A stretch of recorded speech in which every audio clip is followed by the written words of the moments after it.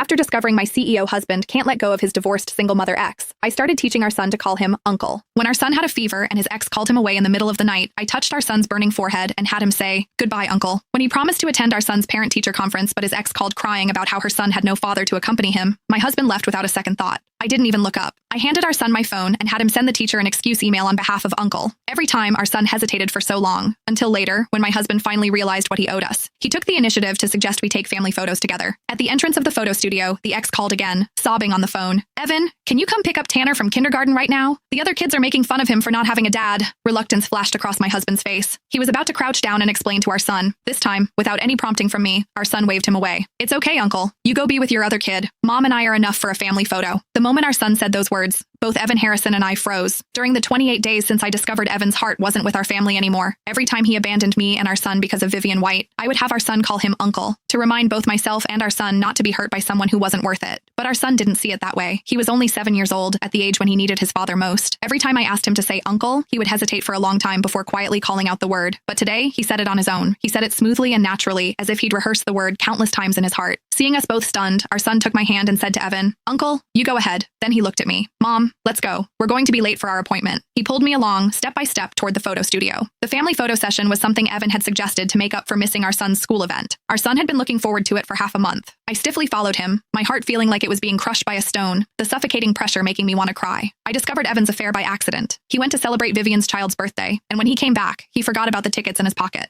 3 tickets to Universal Studios. For our son's 6th birthday, he wished for the whole family to go to Universal Studios together to see his favorite Minions. Evan thought it was childish and rejected the idea without hesitation. A few days later, though, he went with Vivian's child. I found Vivian's Instagram post on Evan's phone. The most magical place should be visited with the best dad. The photo showed Evan and Vivian holding a child, a picture of the 3 of them together. Vivian was his first love, divorced with a child. That night, we had our most explosive fight. I insisted on divorce and taking our child with me. Evan accused me of being unreasonable. He asked how I could bear to let our child grow up without a father. He swore to God that he only felt sympathy for Vivian. Looking at our son's obviously frightened face, I bit my lip until it nearly bled. I knew that if I forced our son to leave with me, he would never forget Evan. But I also knew that if it happened once, it would happen a second time, a third time. I didn't want my child to suffer because of his so-called sympathy. So I chose another approach. I tricked Evan into signing divorce papers. 30 days until the divorce became official. During those 30 days, if Evan came to his senses, I would pretend nothing had happened for our son's sake. If not, I would spend those 30 days doing everything I could to help our son become desensitized. Today was day 28. Our son had called Evan Uncle on his own. I felt our son's slightly trembling body, but I wasn't happy. It felt like 1,000 needles piercing my heart. As we crossed the street, Evan finally snapped out of it. He took a few steps after us, wanting to ask our son what was going on, when Vivian called again, still with that delicate sobbing voice. "Evan, where are you? Tanner keeps crying and saying he wants his daddy. I can't calm him down." Evan's steps halted. He stared at our backs, phone in hand, and replied, "Okay, I know."